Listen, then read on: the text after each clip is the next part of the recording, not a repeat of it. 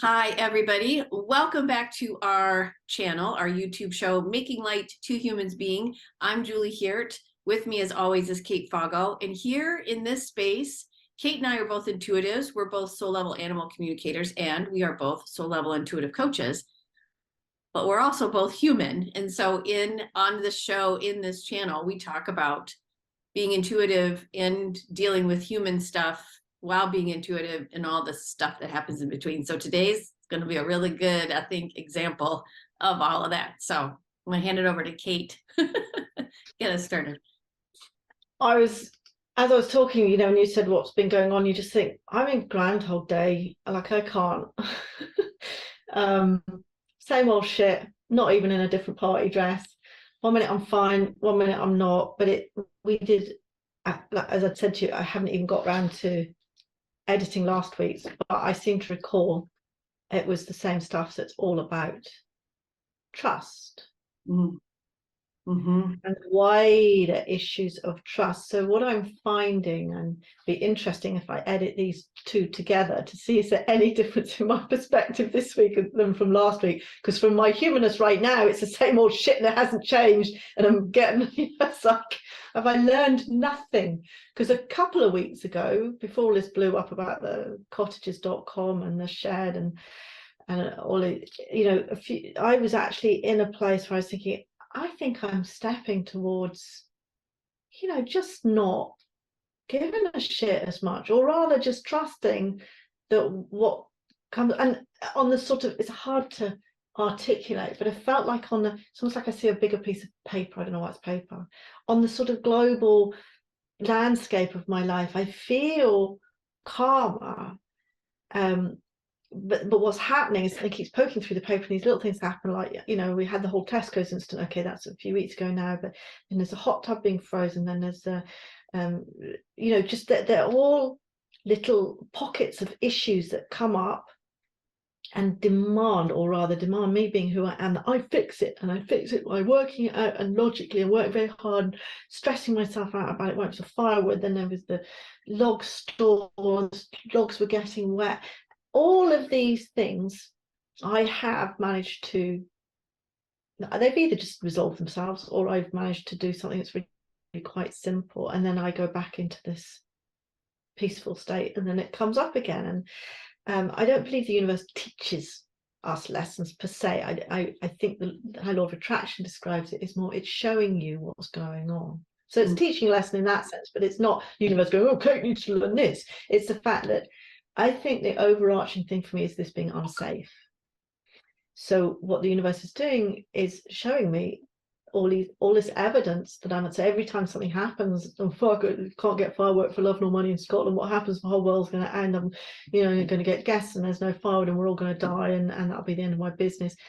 It's either that or the hot tub. I can't fill a hot tub. The guests are going to hate me. They'll never come back.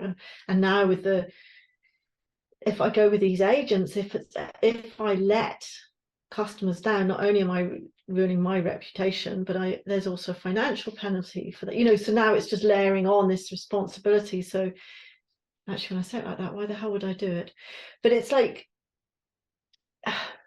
it's pushing towards me things that I can't control. There's more and more evidence that these things are just getting not cleverer and cleverer, but they're, it's the way that I can't outthink it. It's just all these things. That's what's happening for me, Julie. And it's like I cannot fix these things. I can't outthink them. There will always be more. They're always there. And I'm seeing more and more clearly that the only way to stop this shit happening, or rather stop it affecting me, I don't know if it will happen or not, is to fall back on the bigger trust issue, where you just go, shit happens, it'll get resolved. Mm-hmm. Comments, please. Yeah, that's a big deal. And I guess I'll start by commenting on, I agree with you that the universe doesn't, it's not here going, okay, today on the syllabus for Julie's life, this is what we're doing, and this is how we're going to do it. And when she doesn't do it this way, we're going to do things get presented until you actually see them? Yes. Can it feel like, as some people say, the 2x4 coming up against your head? Yes. Is it done in a non-benevolent way? No. It's always done to try and help you for what I signed up to accomplish in this lifetime, right? So, because so for me, trust is like a really big thing right now. And actually, Lucas is helping me realize. Lucas, my dog, yeah. Who's at my feet and is deciding to move right now. He is trying to show me how I don't trust myself. So maybe that's like how to phrase, like when we talk with people, how to phrase the lesson. Like he's just showing me how I don't trust myself and how when I don't, what can happen. And when I do, what can happen. And it's hard. It's a hard way to first even figure out that I thought it was for me having to trust him, that I could let him run off leash. And one day I was out walking and I'm like, but I don't feel comfortable walking him off leash where we were because I knew there were deer all around. And then I get like this bing, bam, no, you're supposed to trust yourself. If you don't feel comfortable, that's okay. Trust yourself and go with it.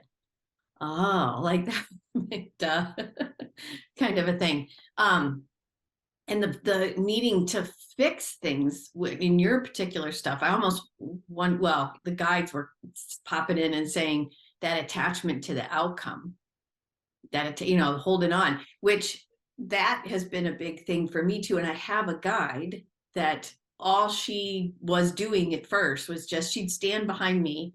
And this is when you and I first connected with our guides in class years ago. And I remember this one guide showed up and she's like, I'm just here to help you let go. And she would actually stand behind me and want me to do one of those falls or whatever backwards. And then the more I learned to let go, and I'm not saying like I'm totally there because I'm human, right? The less she would pop up. Because one thing that I like to do when I do soul level intuitive coaching readings is I just like to see which guide team of mine, because my client's guide team will be there too, which I don't necessarily see, but I will see the ones on my side, my team, that'll show up. And it's always, there's something in it for the client. And I usually will share it with the client. Oh, so-and-so is here today. And this is for me, what they represent. So the other day, the one for letting go, her name's Dorothea, by the way, which I figured out too has to do with my paternal grandmother. That's a different story. I don't know all of it yet. Anyway, but then she showed up and I'm like, oh, we're going to help whoever with letting go. And she's like, no, we're helping with trust. And I'm like, oh, you're working on trust. She goes, yes, I've added something to help you. And I'm like, oh, so I wouldn't have known that. Explain that process, to me, even though I should know.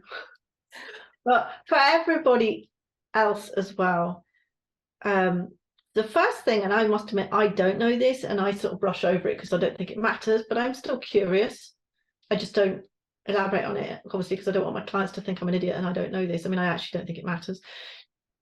Do I speak to my guides when I'm doing a session for someone else? Am I speaking to my guides or their guides or both or any? Because I'm sort of like, well, whoever's there, as long as they're acting in my greatest and highest good, I couldn't give a fuck. But people ask, is it my guides or your guides, or am I speaking to my guides or are they speaking to what? That's a great question, because that's been. Is it? I just assumed you'd know, Julie. I'm disappointed. No, there you are, not good enough. I know.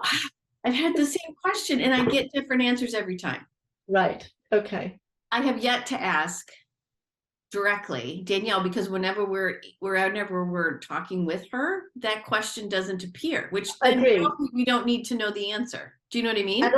Yes, and also you sort of think, well, I've been doing this for 3 years. I don't want to show my ignorance by going, well, actually, because I must admit, when I say to people, I say, well, my guides, I assume my guides are here, and I'm just upfront. I just say, I don't know. I said, whoever, as long as they're acting in our best interests, it doesn't really matter to me. But thank you for the question. Okay, so then. Oh, wait, can I clarify one thing? It's not like I'm in a session and the specific guide, they're talking at me. I can feel like this it's like as the session begins, I might just for fun, and it is just for fun, who's here, but then it becomes like a collective body. And I actually now just say the guides. I don't claim them for mine. I don't claim them for the client. I just say because I know it's something. So you feel that, do you? Yeah. That you mean the thing, the body, if you will? Yeah. I can feel it in my head. It's like it buzzes funny. So how do you know that one of them's called Dorothea? Oh, Dorothea. Oh, that's when I am connecting in, and then I'm connecting with my guides through my intentions, and I'm asking the guides to please, come alongside me and help, and all the things that I say as I'm setting my intentions.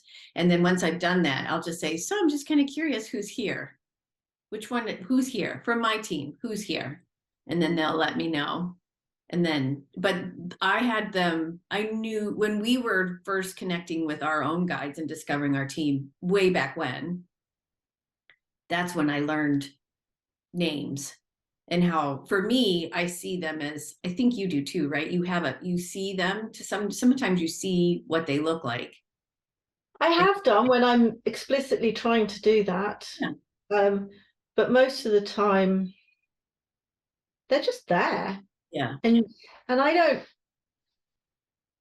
don't sort of, I don't even know, I don't mean when I'm talking to Gary or I'm making breakfast, but when I'm in this scenario or I'm talking to a client, even if I haven't consciously called on them, like I was talking to someone this morning and I was like, oh, and I would just say stuff and then I'd go, that's what Kate would say. Is it consistent with the guides? And again, I don't necessarily hear it, but I just get a sort of yes. It's just it's like I've never had anyone go, no, you're making it up, doll. So No, I'm assuming, so I suppose that's a level of confidence that comes up that just goes, if it's being presented to me in this manner and I am open and receiving and not in my ego, then I'm assuming that what comes from the guides. Because whenever I go, because if it's something that's a bit in my life and a bit contentious or whatever, like, the stuff that's been going through recently, I will sort of go, is that me or is that you? And I've never had I have in the past, but since I've started trusting more, I've never had no, you're talking shit. But there is a whole level of, I don't know, woo-woo trust there as well. Like I'm making the whole thing up. I guess the way I've reconciled it with myself is, well, it doesn't matter that I'm making it up because that's what this stuff is. If you know what I mean, we're all making it up. the human experience is about making it up. Yeah, as in what makes one experience reality and one not, like who decides? No. So the only thing that I use as a guide now is this my fear, is this my ego, or is this my guides? Mm-hmm. That's lovely. Yeah. Oh, my friend Kathy, she's learning this amazing healing technique, and we have sessions and she said, oh, I was listening to your this whatever this is, your podcast, and she said this phrase and it's like, did I say that? She said, yes, I think we need to extract it, because she extracts codes, like almost like extracting a belief, as it were, or something, the emotion around something, not the actual experience. But what was it I said? Maybe you'll recognize it. I can never ever be good enough, so I just need to take a break from me, or something like that. And I don't recall saying, anyway, I'm sorry, I'm rambling, but we would talk about guides and it's like, why can't I do it for myself? Why can I be so clear when talking to somebody else about all that? Maybe you'd like to ask your guides, what is the single most, or not single, but the most powerful practice I could do now to feel their support?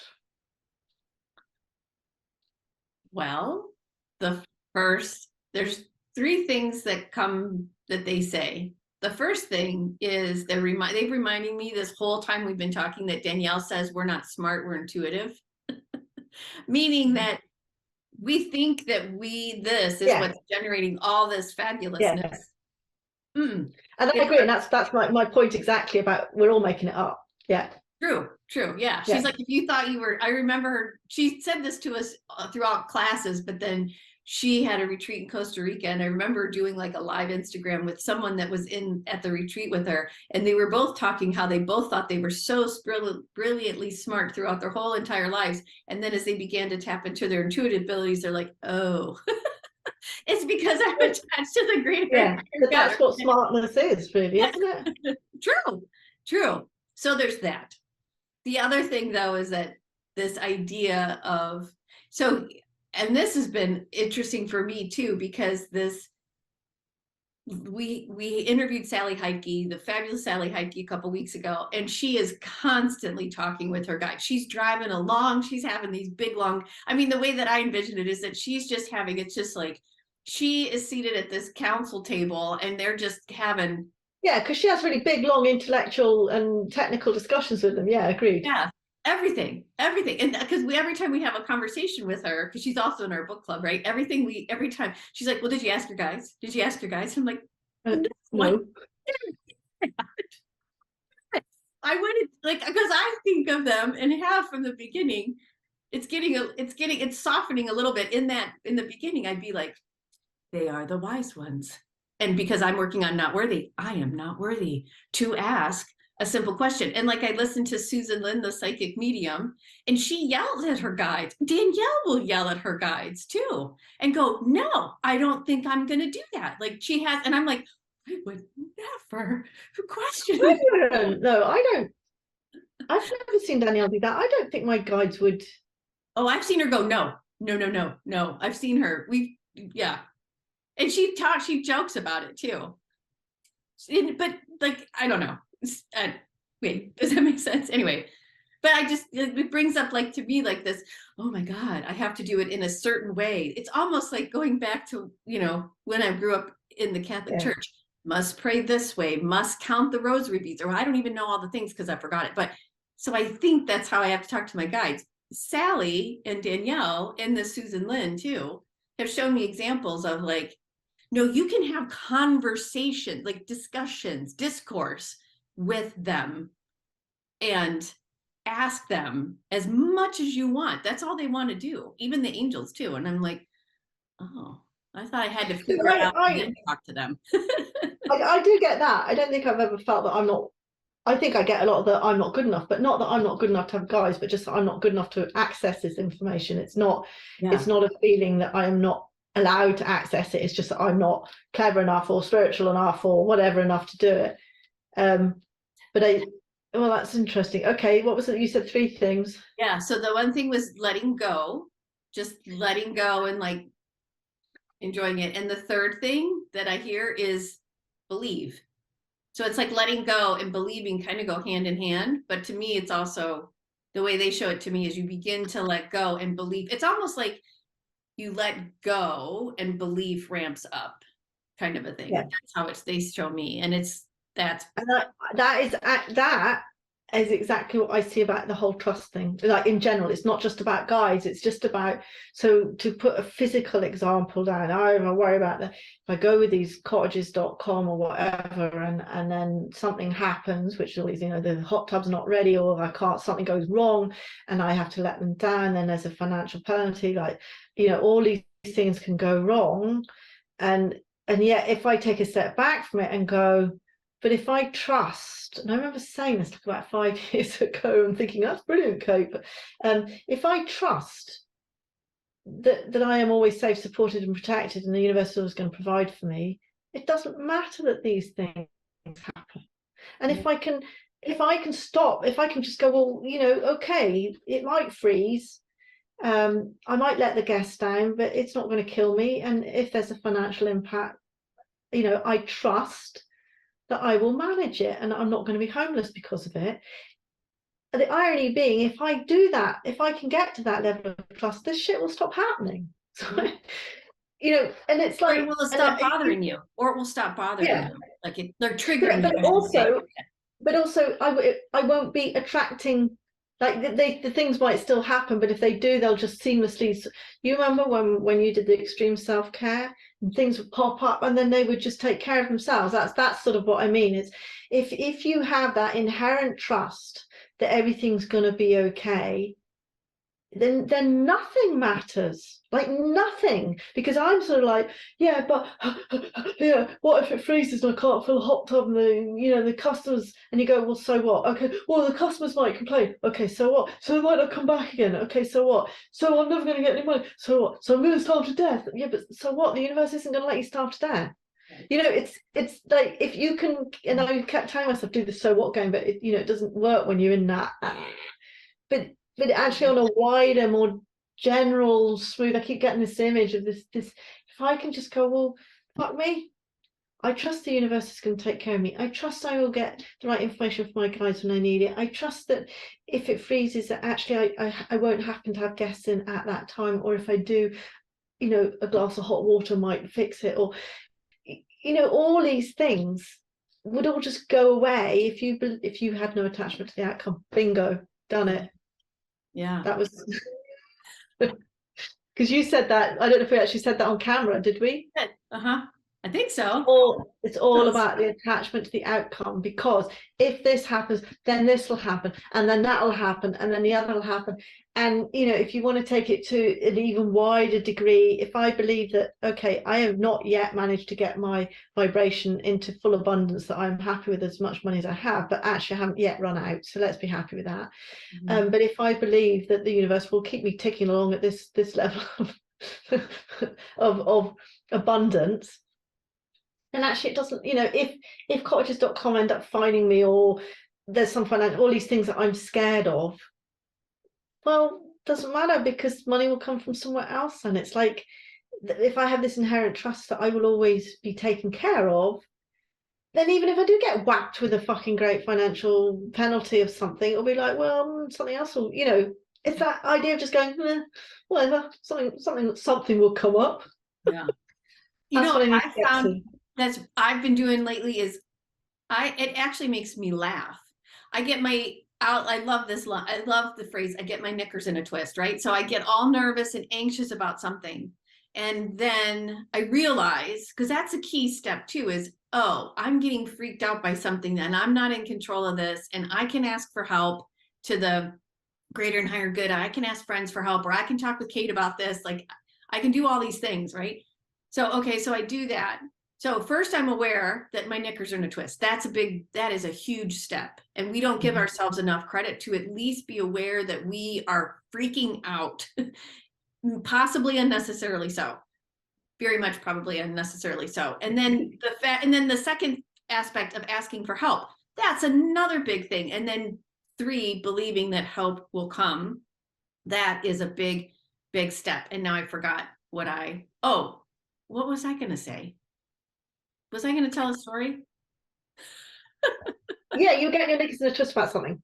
I am getting mine. Oh, I know what it was. Okay, so thank you. So, but what's interesting to me is that when I realize that I'm freaking out, and then I'm watching, now that I'm aware of it, now I know to watch the signs that things will be okay. So now when the signs come to reassure me that things are going to be okay for whatever it is, I start to laugh. So like yesterday, I have a friend in Anchorage, Alaska, who does really long distance, I used to go to her for cranial sacral massages and reflexology, and she uses tuning forks and color punch. She does all this stuff, but she can do whatever your body needs remotely. So over Christmas, I was all freaked out about something, and I don't even remember what it was. Oh yes, I do. I was angry. Well, you saw me because we had a conference with some of our fellow CPPs, and I was so Scroogey, grumpy, grinchy. I can't remember why now. Yeah, we don't have to go to it. Anyway, so she did a session on me. She's like, you need to clear an attachment to someone. So she said, I'm supposed to mail this to you. I'm not supposed to email it to you. The guides want me to mail this to you. So she mailed me this 2-page release thing.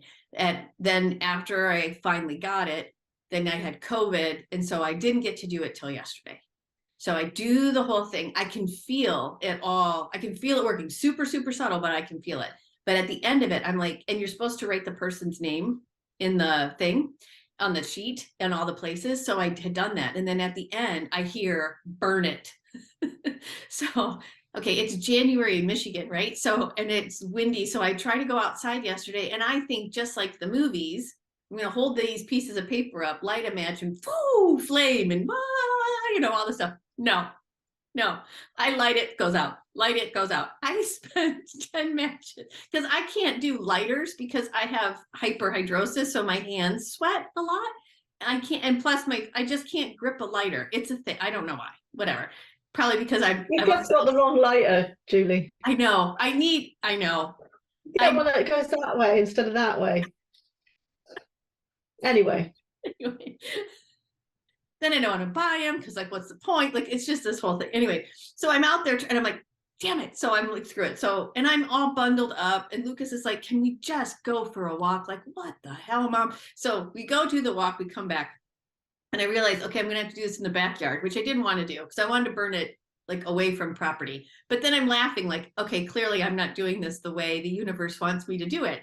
So I come back, I find something like a little container, put it in there and light it. Still not. Then I find a lighter and blast that thing. Still not really. I mean, it took me, I swear to God, I spent an hour trying to light this. But the whole time, because I kept having these difficulties, it was making me laugh because I was realizing that the tie that this individual that I had with her and she had with me that I needed to release really, that was trying to show me how sticky, sticky, sticky this was. And then all of a sudden, it took off and was gone. And I'm like, ah, I see now. I thought it was funny, but it made me laugh. Yeah. The other story too they want me to share with you is my mouse situation. Oh, I was gonna ask for a mouse update because I was Yeah. thinking what happened at Christmas. So we haven't hurt any mouse that I know. I don't think we have. And so we got up towards Christmas time. We were going to be gone because I had to go house sit for my sister. And so I was worried, but at the same time, I had done this research that because of where we realized they were coming in is a exposed crawl space, like there's dirt and whatnot. And so there's this whole thing that you can do called encapsulation where they cover the dirt and they seal it all off. And it actually makes my office warmer because it's right underneath me.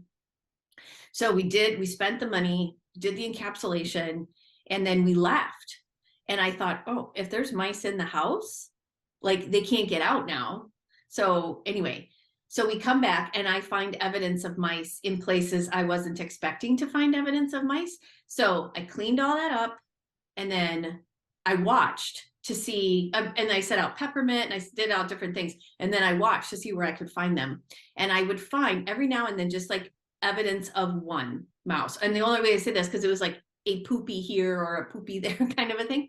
So then I knew where to clean, I knew what to remove and then do that. And then I did a live trap and we caught a mouse. It took 3 days for him to finally find it. And so we did that. Since then, no evidence of mice. However, the other day in the garage, we were moving the garbage can to take it out to get picked up. And in the garage, which is way more exposed to the outside, and if they're there, that's fine. There's not a whole lot I can do about it. And it's not a heated space or anything. So in the garage, I saw a mouse run from one end to the other. And I heard, hi, I'm Alfred. I'm like, hi, Alfred. He's like, and then he's like, don't forget to shut the doors into the house because there's a door from the garage to the breezeway and then breezeway into the house. And somebody who's here today likes to leave them open. And so don't forget to shut the doors. So from now on, I'm like making sure all the doors are closed because that's how he doesn't want to come back in. He's fine. And we've had an agreement because I've been working with the Mouse Diva and Saint Gertrude. Anyway, I think we're good. I think we've come to I'm believing that we're good. I will also say I'm still checking for evidence and I have not found any in quite some time. May I suggest you stop looking now? As a final release of attachment. Good point, Kate. I shall trust and allow that to be. Yeah. So those are my stories. I don't know if that helps you at all. I can't remember what we were talking about now. About your updates. You said you were angry. What are we talking about? I don't know. We're all over the place. Yeah, that's no, trusting. We were starting to talk about and trusting that we're actually connected with guides, even though our connections, like your connection might feel different to me, but you're still connected. I know you are. Yeah. Well, it's I don't know. I just I feel like I'm almost on a pendulum. I'm fine, really fine, and then all the fear comes back, and it's when it's something in the real world and it's financial, you're sort of like But it's all those voices, including my husband and no doubt your husband, but all those people go, get out of your fucking cuckoo land. This is the real world. And, you know, it's a legally binding document. And, you know, it's all very well, you know, basically, it's just fair. Yeah. It's all, and it's like, so going back to the two cards I had that I remember now, and so one of them was the hive, about how everything's connected and I'm always supported and that there's always money to be, not there's always honey to be made. See what I did there. And then the other was I can't remember if it was bat, fox or something like that, and that was all that basically, don't get your fucking head about it. Bobcat, don't get in your head about it, because it's that, as soon as I go into fear, and then I go into the, well, I need to fix this so this can never go wrong, so that this doesn't happen. So basically this is all about the hot tub. Oh my God, what if this happens when the guests are here? What if a fucking earthquake and a house falls down? You know, it's like I'm living my whole life in extremes of what can go wrong. Yeah. Whereas if I can just go, do you know what, if that happens, we'll just deal with it. What's the worst case scenario? That's a really good thing to add to that list of like being aware and then letting go and trusting, is also being present. Because when you're just in the moment, like, yeah, future doesn't matter. Yeah, like, oh, there's a mouse poopy that I just found. Okay, well, we'll just connect in with Alfred and we'll just say, hey, not here, you know, or, you know, whatever I feel like I need to do, or that type of thing. But that being present, like even yesterday too, when I'm trying to burn that thing, just by being in the moment, I could start to laugh, because I was getting like, see how intense this connection was? See how hard it is to just burn it down? Like, I just started laughing. You're reminding me, because I of the stuff with Eva Baronis, so it was supposed to be a ceremony, and I've sort of done all the parts, but I never actually did a ceremony. And one of the things, like you saying about being really formal with your guys, and like I'm not, and I'm not with my healing as well. I'm just really lackadaisical about the whole thing, and deliberately, not deliberately so, but I don't give myself a hard time about it, because it's so out of character for me to be like that I am embracing this. I don't need to do anything formally, and I just don't believe that universal intelligence is that needs to be directed in the way that we do. But I do appreciate that rituals, so all that about your friend sending it to you was all for you. Like, you don't need that ritual for it to work, but you, Julie, needed that ritual.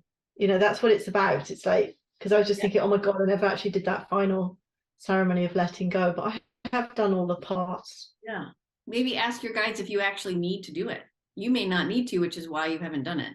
Like, we have to trust that too. Like, when I don't want to do something, there's a reason why.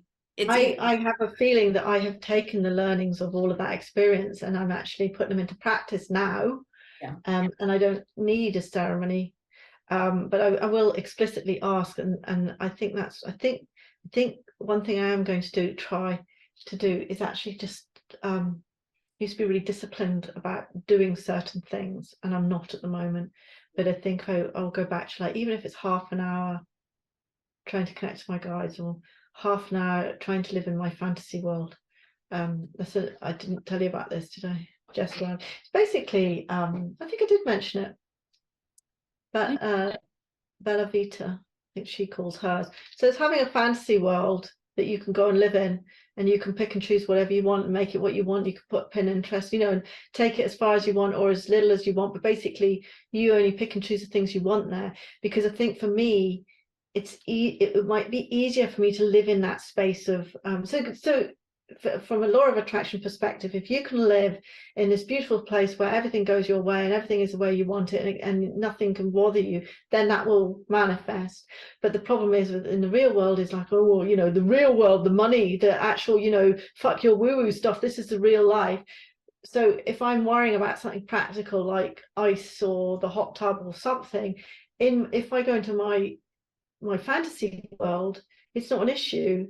And I can trust in my fantasy world because I can pick and choose what happens. You know, it's sort of easier for me to let go, if you like, in a fantasy world. So the more time I spend in a fantasy world where I don't have to worry about all these things because they don't exist. So I'm sort of playing with that. I haven't dedicated any time to it. I love going through, this is giving me permission to go through Pinterest and find pictures of beaches that I love, and you know, imagine the beach home that I could, you know, where all I have to do is go in through my mind and turn left, and I can be in my beautiful beach hut, and what do I want there? And of course I want the chickens there and the cat there, but you know, the hot tub's not there, so I don't have to worry about that. Or if it is there, it's never an issue, you know. So I'm playing with that idea, but you know, and I get really inspired by it, but I haven't actually spent much time doing it. Oh, that sounds But again, wonderful. it's a good thing for me, because if I get it established to a certain degree, I can do it in my head. I'm not very good at the discipline of sitting down and writing. I do all my healing now. I do when I'm walking around doing the chickens, and I'm just constantly talking and talking when I'm outside, you know, things like that. Like if it's something that you can just do whenever without having to sit and write stuff down, all you have to do is, when you're sitting in a queue in a supermarket, turn left into, oh, my beach hut. I know, I think I'm going to have a palm tree there. You know, that's all it is. It's just living in that fantasy world where real life shit doesn't get you down. Yeah. So interesting, Kate, because neuroscientists, like I'm in reading that book, Stolen Focus, and then another book that I read called, that I bought my own copy because I loved it so much, called The Extended Mind. Research is showing that daydreaming helps us considerably, and we don't even teach kids how to do it. We don't allow them. We actually try to shut Stop it them doing down. it. Yeah. Because that's what creation, if you remember I create, Great book. daydream is how we create. That's what I was saying about the reality of is it real or is it not. That's how we create, because we find a creation in our mind of something that we want. Okay, it doesn't look necessarily how we expect it to, because it's working on the vibration that your picture has created, not necessarily the visual prompts. So if, for example, I dream of a really beautiful comfy chair, and I daydream about this chair, in what I manifest may not be a chair, but it will be something that makes me feel the way that chair felt. Yeah. And that's what this is all about. Like, if my beach hut makes me feel like I'm safe, supported, and protected, I don't need money for oil because the sun is always shining, I feel safe, nothing can ever go wrong, that will manifest in this life regardless of whether or not I live in a beach hut. You know, it's about manifesting that feeling of being safe. Yeah. That was a lot. Yeah. Which I will say brings the trust. That brings the trust, because if you can feel how it feels, so then the trust can help build, which then you can trust that things are coming. If you can build your trust in your fantasy world, then it will fall into the real world.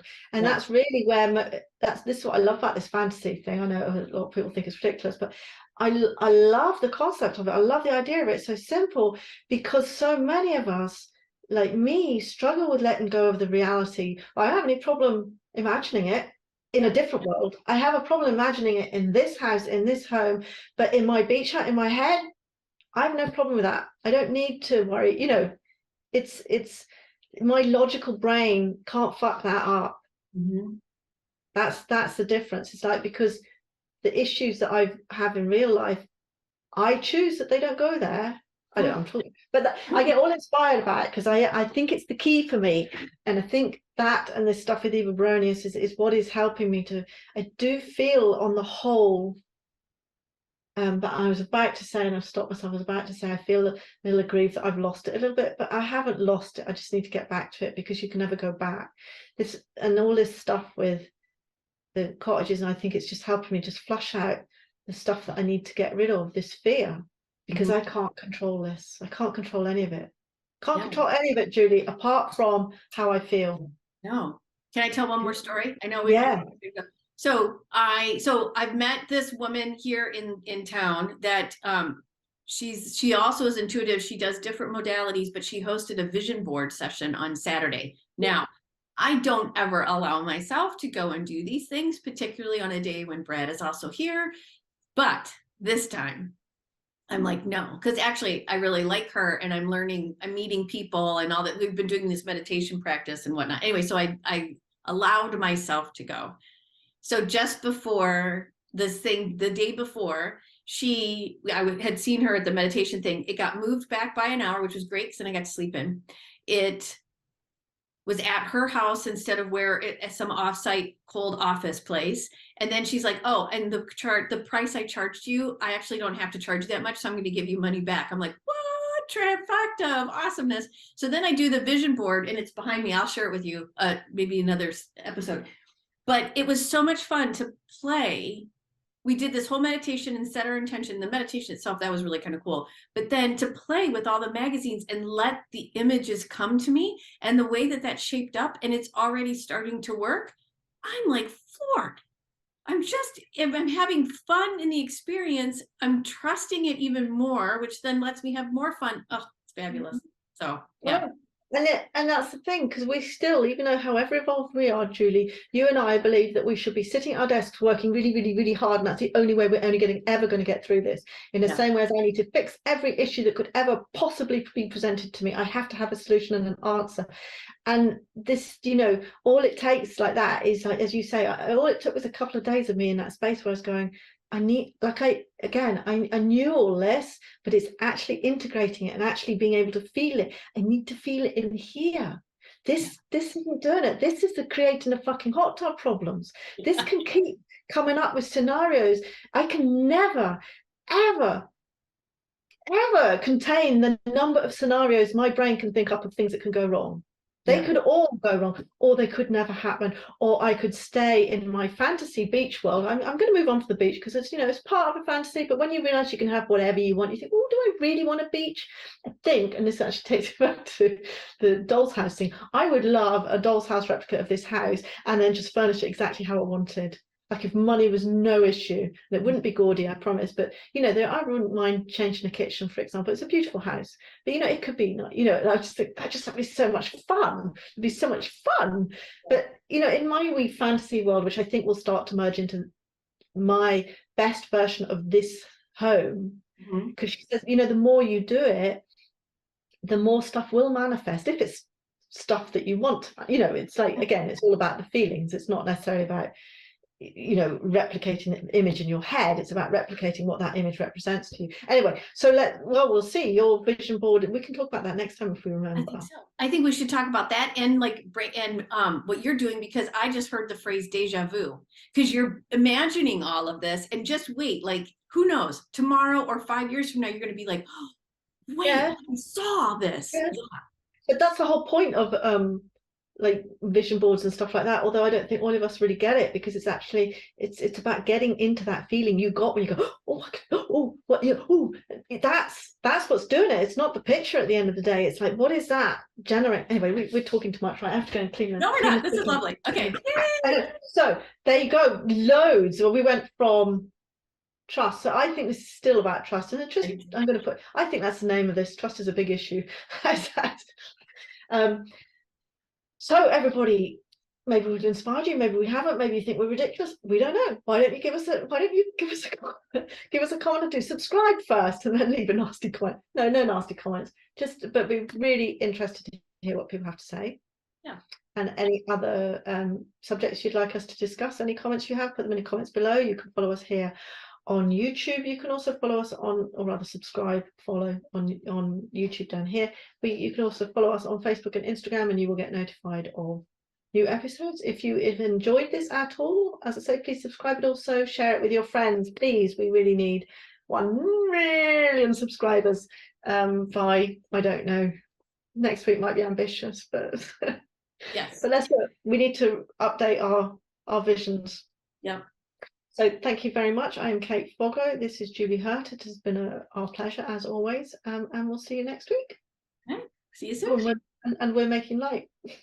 Two humans being. All the things. All that. All right. See you next time.